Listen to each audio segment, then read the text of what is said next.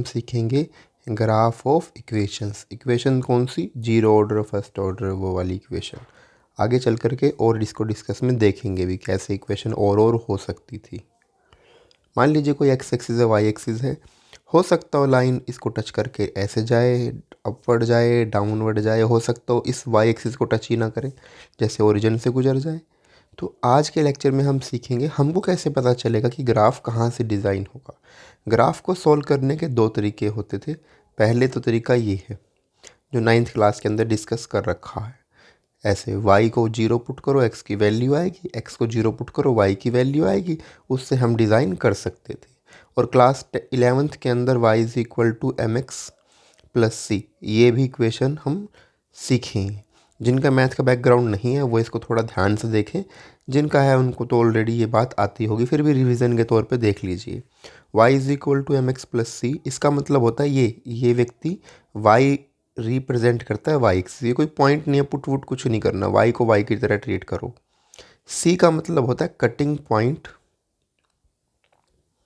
On Y axis, माने equation या line Y को कहाँ कट करेगी, वाई को कट करने वाला पॉइंट है। एक्स कुछ नहीं होता, एक्स रिप्रेजेंट करता है एक्स एक्सिस को और एम रिप्रेजेंट करता है स्लोप को। स्लोप का मतलब क्या होता है? स्लोप का मतलब होता है कि ये कि एक्स एक्सिस से, इससे एक्स एक्सिस से कोई लाइन कितने एंगल पे पड़ी है उसको बोलते हैं स्लोप। हो सकता हो 30 डिग्री, 40 डिग्री, 50 डिग्री, हो सकता हो नीचे आए। अब जैसे मान लीजिए कोई ग्राफ ऐसे आएगा तो ये एक स्लोप हो गया। स्लोप हमेशा याद रखना इधर से ड्रॉ होता है, एक्स से, यहाँ से शुरू होगा और इधर जाएगा इस तरफ, ऐसे एरो से थीटा की तरफ ऐसे जाता है।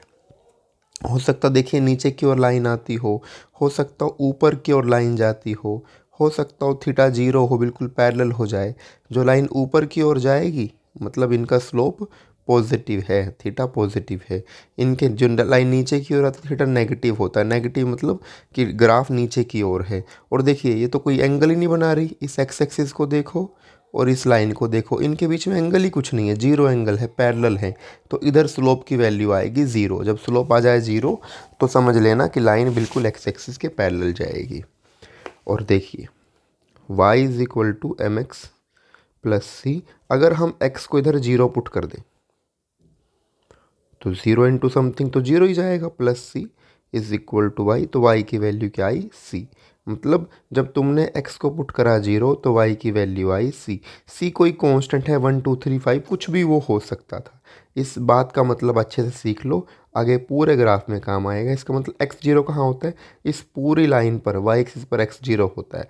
0,1 0,2 0,3, माने वो कांस्टेंट c की वैल्यू कुछ भी हो सकती थी। तो मैं इसको ऐसे मान रहा हूँ 0,c, माने ग्राफ y को पक्का टच करेगा। अब टच करने के बाद ग्राफ सीधा जाए, नीचे आए, ऊपर जाए, ये कैसे पता चलेगा? वो इसको स्लोप को देख के पता चलेगा तुमको।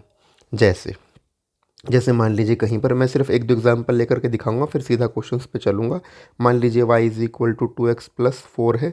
अब देखो कंपेयर करो इसको, y is equal to M x plus C. y तो y है, x x है, c की वैल्यू मिल गई 4 और देखिए कंपेरिजन से y की m की वैल्यू मिल गई 2। अब अगर m की वैल्यू पता ही चल गई है तो ग्राफ डिज़ाइन कर दीजिए। ग्राफ कैसे डिज़ाइन होगा? पहले देख लीजिए कि ये व्यक्ति जो ग्राफ जो वाई को कहीं कट करेगा क्या? हाँ कट करेगा, ये रहा कटिंग पॉइंट सी 4, मतलब इस पे ये 0,4 हो गया, मतलब ग्राफ कट करेगा। अब ग्राफ के पास 3 रास्ते हैं, ऊपर की ओर जा सकता है, सीधा जा सकता है, नीचे की ओर जा सकता है। मतलब path number A, path number B, path number C. कौन सा पाथ वो चुनेगा? वो पाथ चुनेगा इसे। स्लोप देख लो, एम की वैल्यू क्या है? 2।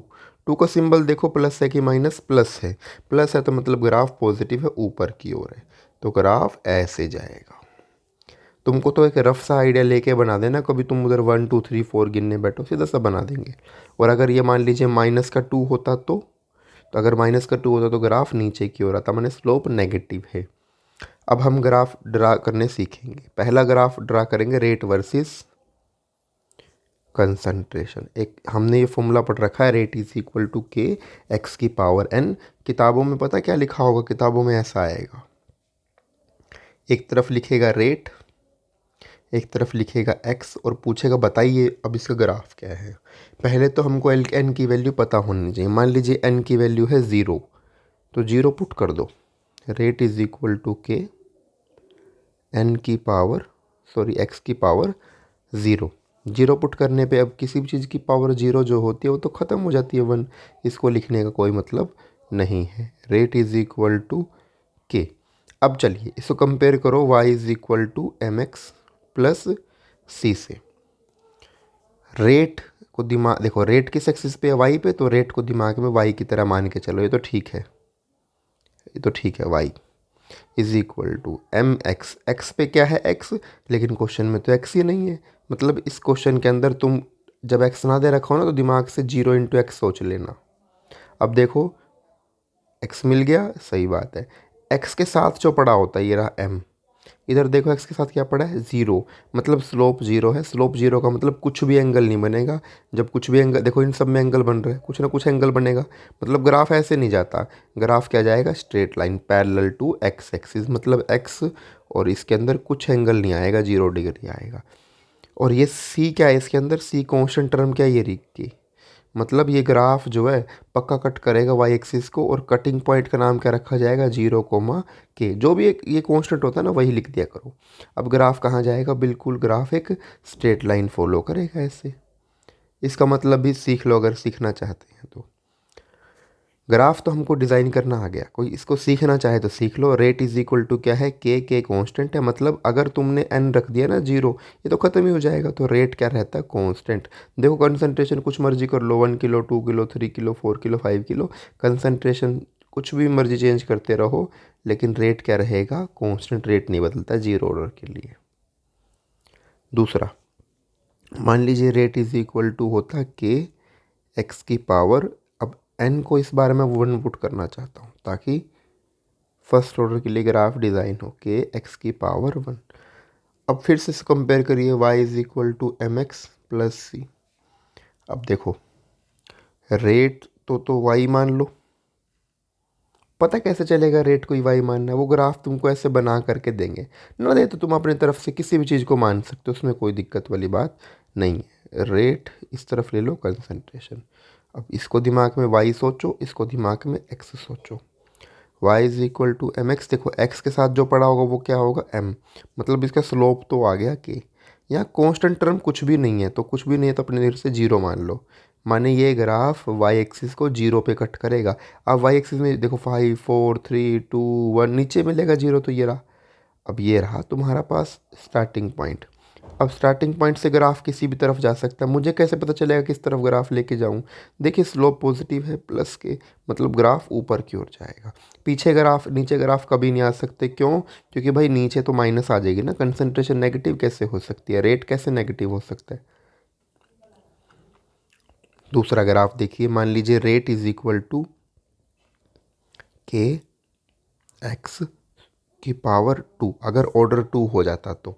अब इसके अंदर ना 2 पॉसिबिलिटीज़ हो सकती हैं। पहली पॉसिबिलिटी, वो तुमसे ग्राफ ही पूछेगा इसके बीच में। ये ग्राफ थोड़ा सा इरेलीवेंट है, जिसको मतलब थोड़ा डिटेल सीखनी है तो सीख सकता है, नहीं तो थोड़ा स्किप करना। अगले इक्वेशंस का ही रेट सीखना डायरेक्ट, इसमें करने की ज़रूरत नहीं है। ये हम बस वैसे ही सिखा रहा हूँ, क्योंकि अब सिखाने तो लग ही गए, तो ठीक से सिखा दो।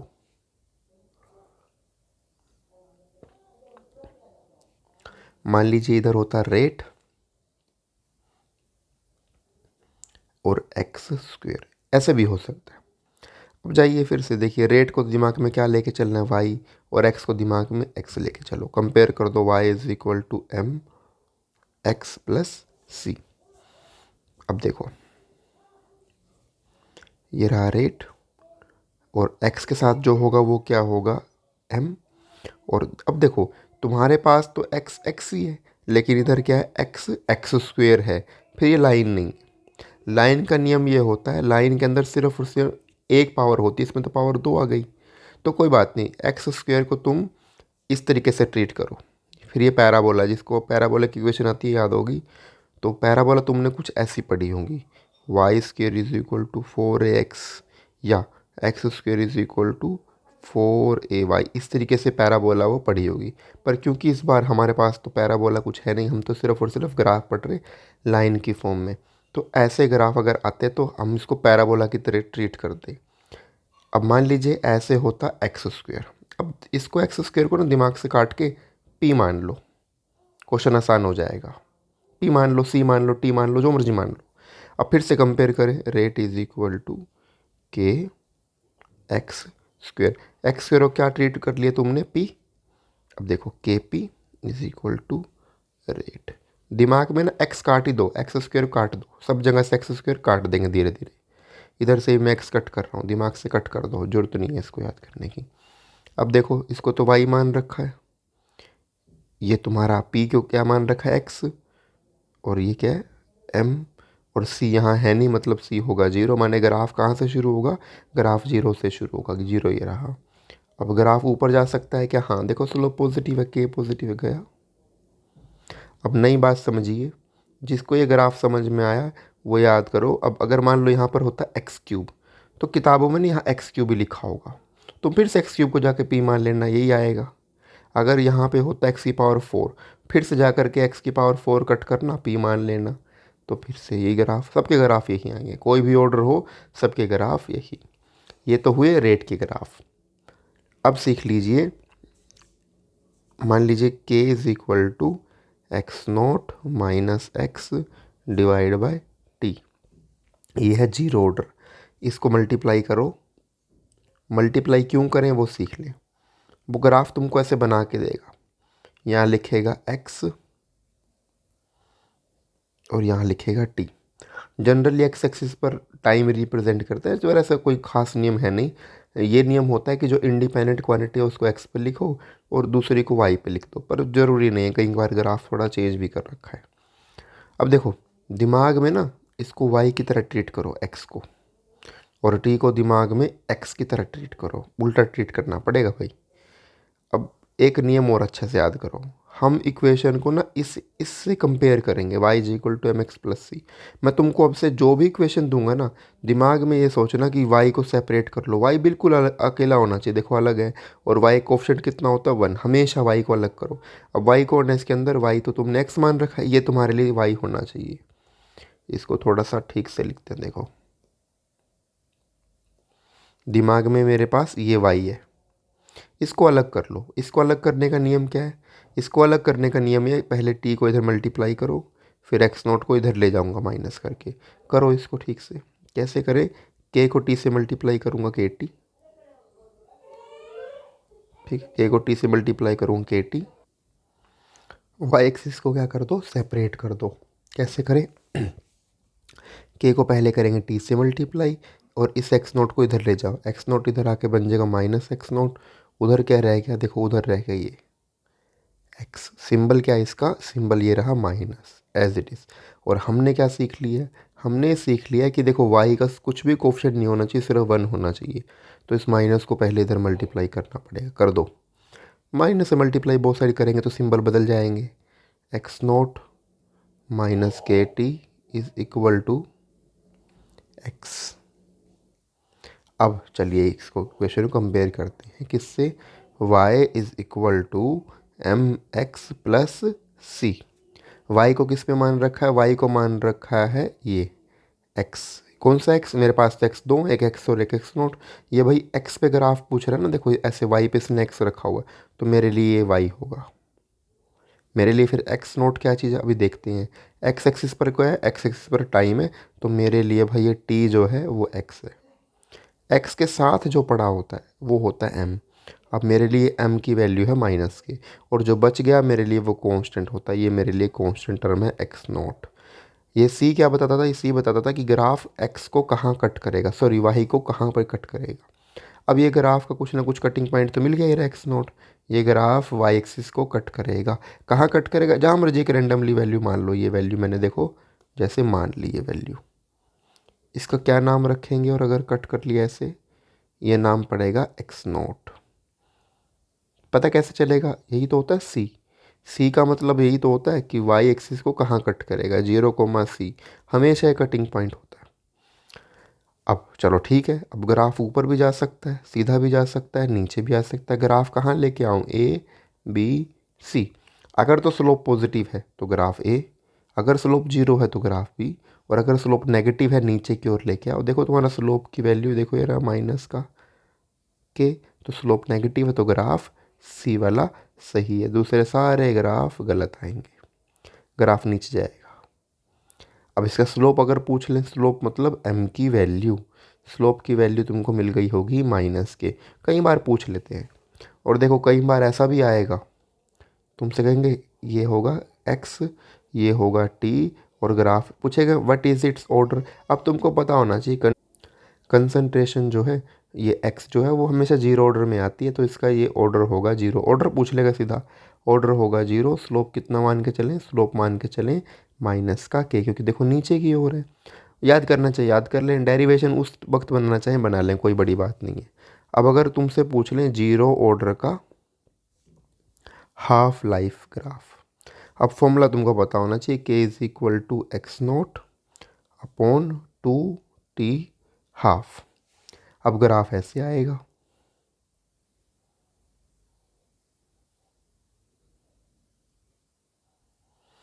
यहाँ पे लिखेगा एक्स नोट और यहाँ पे लिखेगा टी हाफ।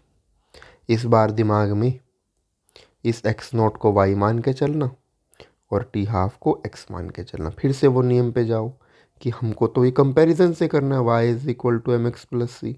हमको जो भी वाई है ना वो सेपरेट करना है। हमारे लिए वाई की वैल्यू क्या है, ये रहा वाई, हमारे लिए एक्स नोट वाई है, इसको सेपरेट करो, अलग करो। क्या देखो ये वाई हमेशा अलग होता है, कैसे अलग करें, ये टू इधर मल्टीप्लाई करना पड़ेगा टी हाफ के साथ, ये बनेगा two K into T half must be equal to X naught. अब फिर जाओ कंपैरिजन से, y is equal to M x plus में आएगा c। देखो y तो बिल्कुल मैच कर गया होगा, ये रहा y, क्योंकि देखो y की तो मान रखा था एक्स नोट और x को क्या मान रखा था टी हाफ, ये रहा x, y मिल गया, x मिल गया। ये जो बचेगा ये m की वैल्यू है, m कितना है 2 के, c कितना है, c तो दे नहीं रखा है, नहीं दे रखा है तो अपने घर से जीरो मान लो। माने ग्राफ y एक्सिस को जीरो पे कट करेगा, जीरो का मतलब कहाँ पे, यहाँ ओरिजिन पे कट करेगा। अब ओरिजिन पे अगर कट कर रहा है तो ग्राफ तो कहीं भी जा सकता है, नीचे मैंने बताया था ग्राफ नहीं जा सकता भाई, नीचे तो रेट रूट सब नेगेटिव हो जाएंगे, वो पॉसिबल नहीं है। फिर भी क्यों, वो ग्राफ हम इधर से भी सीख लेंगे। देखो ये स्लोप पॉजिटिव है, दिख गया होगा, स्लोप अगर पॉजिटिव है तो ग्राफ बिल्कुल सीधा जाएगा। इसका स्लोप अगर पूछ लें कि इसका स्लोप बताइए, स्लोप की वैल्यू हमको पता है, स्लोप इज इक्वल टू, देखो इसका स्लोप कितना, एम की वैल्यू है 2 के, स्लोप भी आ गया मेरे पास। स्लोप कभी जीरो ऑर्डर का वैसे पूछा नहीं है, लेकिन पूछ लें तो पता होना चाहिए भाई। नया ग्राफ देखिए, अब अगर ग्राफ आ जाए इसके बीच फर्स्ट ऑर्डर में, ऐसा आएगा log X naught upon x, यहाँ पे होगा 2.303 टी इज इक्वल टू के। अब ग्राफ में ये आएगा, यहाँ पे लिखेगा log X naught upon x और यहाँ पे होगा टी। अब दिमाग के अंदर पहली बात देख लो, log जो फर्स्ट ऑर्डर में है, अगर ग्राफ में लिख ही दिया है तो तुमसे ऑर्डर पूछेगा, log देखते ही डायरेक्ट लिख देना फर्स्ट ऑर्डर है। अब पहली बात तो तुमसे पूछेगा कि बताइए इसमें y क्या है, y तो दिख गया होगा, ये y की तरह ट्रीट हो रहा है, ये x की तरह ट्रीट हो रहा है, तो y कौन है, ये y है भाई, इसको अलग कर लो। अलग कैसे करें, ये t उधर भेजना पड़ेगा, k उधर जा कर के t से मल्टीप्लाई होकर बनेगा kt, और ये 2.303 कहाँ जाएगा, ये 2.303 बाय में जाएगा, क्रॉस मल्टीप्लाई मेथड जिसको आता कर लेगा, इज इक्वल टू क्या गया log X naught upon X. अब कंपैरिजन कर लो, कंपैरिजन कैसे करें, y is equal to M x plus में जाएगा c। अब देखो y तो y से कंपेयर हो गए तो ठीक बात है, और x क्या है, x को तो t मान रखा है, माने ये है मेरे लिए x, ये इतना पोर्शन बस x है। जो बच गया, बचा क्या है मेरे पास, बच गया है मेरे पास ये 2.303 के, ये के एक्स के पास जो भी पड़ा है ना भाई वो m है। अब मेरे पास स्लोप मिल गया, c तो पता ही नहीं चला, कुछ नहीं है तो जीरो मानो, माने ये ग्राफ ओरिजिन से जाएगा, c जीरो कहाँ होता है, सिर्फ यहीं पे होता है। ये ग्राफ ओरिजिन से जाएगा स्ट्रेट लाइन, क्यों, क्योंकि देखो स्लोप के जो ये पॉजिटिव टर्म है, मतलब स्लोप ऊपर की ओर जाएगा। पूछ लें तो लिख देना भाई स्लोप कितना है, ऐसा लिखो, slope is equal to k upon 2.303 और ग्राफ जाएगा स्ट्रेट लाइन। हो सकता है इसका जीरो ऑर्डर पूछ लें। जीरो ऑर्डर ये होता है k is equal to 0.693 divide by T half. अच्छा, ये इक्वेशन तुमको हमेशा पता होनी चाहिए भाई। इसके डेरिवेशंस मैं पिछली वीडियो में करा चुका हूँ। जिसको डेरिवेशन नहीं आता उसको पहले डेरिवेशन सीख लेने चाहिए या फिर डायरेक्ट इसको याद कर लें। अब ग्राफ ऐसा आएगा, यहाँ पे लिखेगा एक्स नोट और यहाँ पे लिखेगा टी हाफ। मैं 1-2 मिनट की पहले एक बात समझा देता हूँ, अगर समझ में आ जाए तो बहुत बढ़िया, नहीं तो ग्राफ तो हम करना सीख लेंगे। जनरली जो ग्राफ होता है वो होता है चेंज बताता है। चेंज समझा देता हूँ कैसे। जैसे मान लीजिए तुम कोई चीज़ मोमबत्ती लेकर के आए, मान लीजिए कोई 10 ग्राम की थी, 10 ग्राम मान लो अभी शुरू टाइम हुआ ही नहीं है, तो मतलब तुमने ग्राफ शुरू ही नहीं करा, तो मोमबत्ती हमेशा यहीं रहेगी 10 ग्राम, इसका वजन बदलेगा ही नहीं।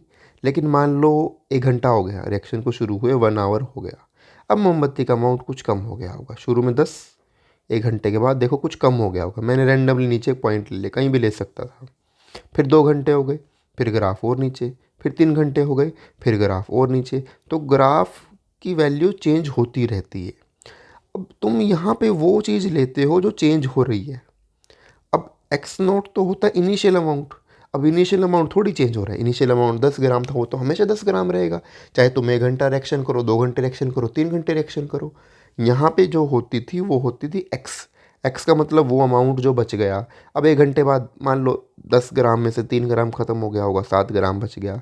फिर मान लो 1 ग्राम ख़त्म हो गया तो 6 ग्राम बच गया। तो हाँ, एक्स यहाँ पे ले सकते थे। एक्स वो अमाउंट होता जो बदल रहा है। लेकिन तुमने एक्स नोट क्यों ले लिया भाई? एक्स नोट तो बदल ही नहीं रहा, वो तो कांस्टेंट है। कैसे तुम उसका ग्राफ डिज़ाइन कर सकते हो? ये तो बदलेगा ही नहीं ना। मान लीजिए तुमने मोमबत्ती 10 ग्राम ले ली, तुमने ये रिपोर्ट कर दिया कि मेरा इनिशियल अमाउंट था इसका 10 ग्राम। अब इस बात से क्या फ़र्क पड़ेगा भाई? समय 1 घंटा हो गया, 2 घंटे हो गए, 2 साल हो गए, 20 साल हो गए, इस बात से तो फ़र्क ही नहीं पड़ना चाहिए।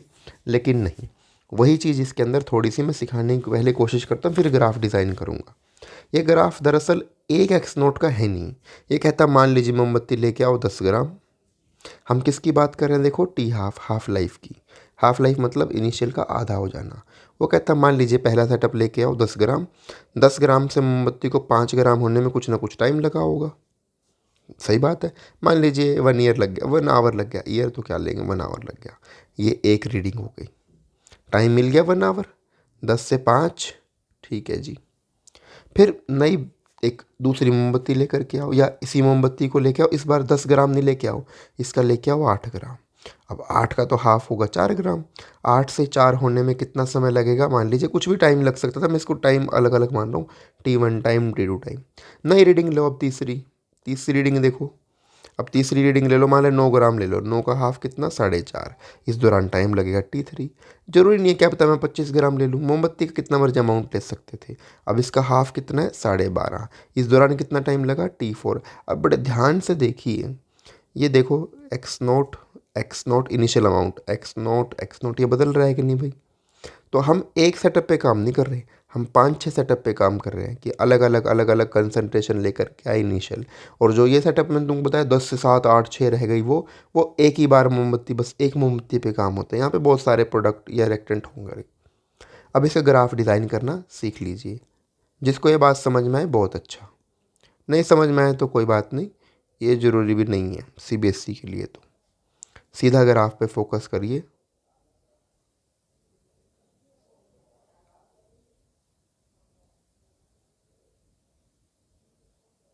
ये ग्राफ पे फोकस करते हैं। अब तुमको फिर से देखिए, एक्स नोट को दिमाग में वाई की तरह चलाओ। मतलब ये रहा एक्स नोट, तो इस क्वेश्चन में कहीं है ही नहीं, तो कोई बात नहीं, छोड़ देंगे। इधर होता टाइम, टाइम को दिमाग में एक्स की तरह चलाओ। ये तो तुम्हारा टी हाफ होगा, सॉरी टी नहीं, टी हाफ होगा। ये दिमाग में एक्स है, इसको पहले अलग कर लो। ये मैंने K T half is equal to 0.693, मैंने K T half is equal to 0.693। अरे भाई क्वेश्चन में तो वाई ही नहीं है, मैं कैसे डिज़ाइन कर दूँ इसका ग्राफ? ये तो ग्राफ ही डिज़ाइन नहीं हो पाएगा। हो पाएगा। कैसे है जी हो पाएगा कि टाइम कितना मर्जी बीत जाए, एक्स नॉट इसमें डिपेंडेंट है ही नहीं। माने अगर मैं टाइम 1 2 3 4 5 कुछ भी आवर ले लूँ तो एक्स नॉट से कोई फ़र्क नहीं पड़ेगा। अगर एक्स नॉट से फ़र्क पड़ता होता, अगर टाइम डिपेंडेंट होता एक्स नॉट पे, तो हो सकता हो एक्स नॉट ऐसे x0/3 2/x0 ऐसे कुछ ना कुछ आता। अब एक्स नॉट इधर इन्वॉल्व ही नहीं है, मैंने एक्स नॉट पे रिएक्शन डिपेंड नहीं करती, स्लोप बिल्कुल सीधा जाएगा ऐसे। तो तुम देखो time 1 year 2 year 3 year 4 year 5 year कुछ मर्जी ले लो, एक्स नॉट पे कोई फ़र्क नहीं पड़ेगा, एक्स नॉट तुम्हारी एज इट इज़ जाएगी, कांस्टेंट ग्राफ जाएगा। हो सकता है ऐसे अब ग्राफ दे रखो, तुमको याद होना चाहिए, क्योंकि इसमें कंसंट्रेशन है ही नहीं तो मैं कैसे ग्राफ डिज़ाइन करता, बिल्कुल स्ट्रेट लाइन ग्राफ जाएगा। तुम चाहे 10 ग्राम ले आओ चाहे 50 ग्राम ले आओ, उसका हाफ लाइफ पे कोई फ़र्क नहीं पड़ेगा। अब दूसरा ग्राफ देखिए, मान लीजिए थोड़ा चेंज करके ऐसे कर दे, log x और यहाँ पे t। अब मैं तो इक्वेशन ये याद करके आया हूँ 2.303 log x naught upon x divide by t is equal to K, यहाँ तो कल्ला x है, हमने तो x नोट बाई एक्स पढ़ा था, कोई बात नहीं। इसको तुम देखो, ये तुमको m/n जैसा लग रहा होगा, तो पहले फॉर्मूला लगा लो 2.303 log x note log m minus log n, ये फॉर्मूला होता है भाई, इसको दिमाग में ऐसा ट्रीट करो, ये m है और ये n है, फॉर्मूला होता है log m minus log n, और ऐसे ब्रैकेट लगा लो क्योंकि 2.303 सभी का है, किसी एक का नहीं है। अब जाओ इस t को तो पहले इधर मल्टीप्लाई कर लो kt, और ये 2.303 ये सबके इधर है तो बाय में पहले ही ले जाओ, नहीं तंग करेगा तुमको। kt upon 2.303 is equal to log X naught minus log x। अब देखो यहाँ पे log x चाहिए ना, ये y की तरह है, तो log x जहाँ भी है ये रहा, इसको अलग कर लो। कैसे अलग करें, इसको इधर ही ले जाओ और इस पूरे पोर्शन को इधर ले आओ। log एक्स नोट, ये पूरा पोर्शन जब इधर आएगा नेगेटिव हो जाएगा, माइनस, सॉरी ये साफ करके लिखते हैं भाई इसको, K T upon 2.303 is equal to log x उधर जा करके हो जाएगा पॉजिटिव का। अब कंपेयर कर लो, y is equal to M x plus सी, ये तो y है, कैसे पता चलेगा ये y है, यहाँ पे देखो y पे log x लिया है तो मैंने मान लिया था भाई, टाइम तो x मानना पड़ेगा, मान लो टाइम को तो x, ये रहा x, और जो x के साथ पड़ा है x के साथ ये m है, स्लोप मिल गया होगा k अपॉन 2.303, और c मिल गया हाँ, मतलब आज ये ग्राफ कहीं ना कहीं कट करेगा y एक्सिस, कहाँ कट करेगा, इसको मैं ग्राफ यहीं डिज़ाइन कर देता हूँ।